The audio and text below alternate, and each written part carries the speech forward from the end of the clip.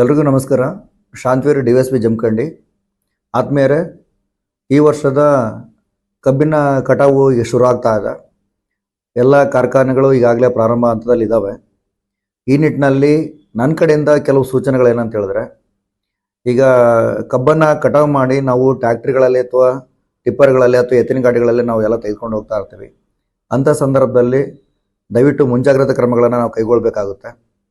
ಯಾರ್ಯಾರು ಟ್ಯಾಕ್ಟ್ರು ಮಾಲೀಕರಿದ್ದೀರಿ ಅಥವಾ ಡ್ರೈವರ್ಸ್ ಇದ್ದೀರಿ, ದಯವಿಟ್ಟು ಕಡ್ಡಾಯವಾಗಿ ಟ್ಯಾಕ್ಟ್ರಿ ಹಿಂಭಾಗದಲ್ಲಿ ರಿಫ್ಲೆಕ್ಟರ್ಗಳನ್ನು ಅಳವಡಿಸಿ.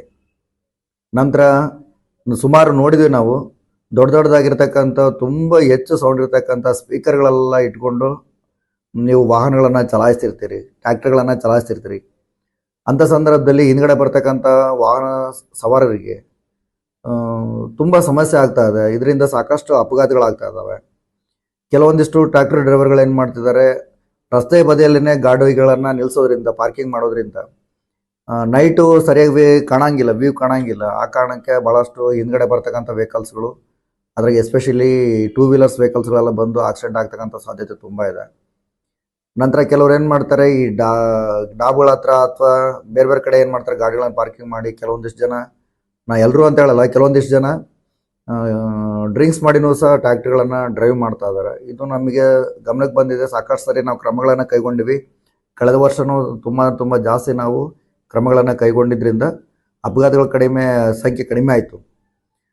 ಈ ವರ್ಷವೂ ಸಹ ನನ್ನ ಕಡೆಯಿಂದ ಈ ಅಂಶಗಳನ್ನು ದಯವಿಟ್ಟು ಎಲ್ಲರೂ ಫಾಲೋ ಮಾಡ್ಬೇಕಂತೇಳಿ ನಾನು ಕೇಳ್ಕೊಳ್ತೇನೆ.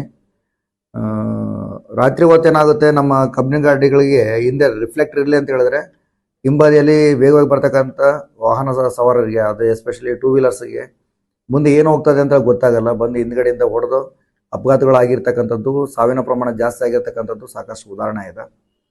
ಆಮೇಲೆ ಓವರ್ಟೇಕ್ ಮಾಡ್ಕೊಂಡು ಹೋಗ್ತಕ್ಕಂಥ ಸಂದರ್ಭದಲ್ಲಿ ಎದುರುಗಡೆಯಿಂದ ಬಂದಿರತಕ್ಕಂಥ ವೆಹಿಕಲ್ಸಿಗೆ ಹೊಡೆದು ಅಪಘಾತಗಳಾಗಿರ್ತಕ್ಕಂಥದ್ದು ತುಂಬ ಜಾಸ್ತಿ ಇದೆ.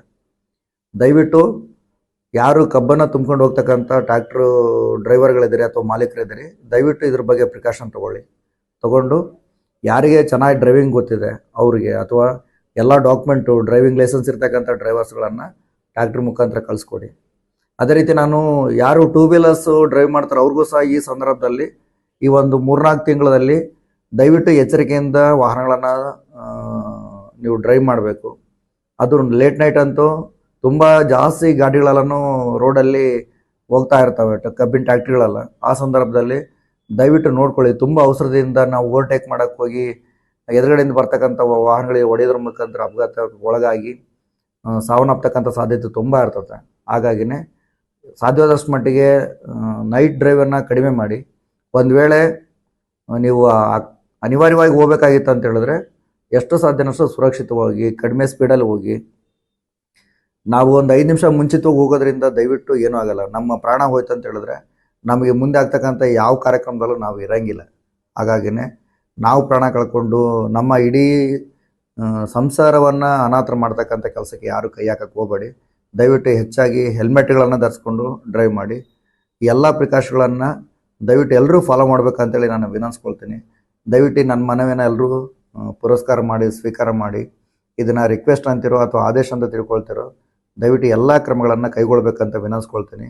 ಎಲ್ಲರೂ ಒಳ್ಳೆಯದಾಗಲಿ. Thank you.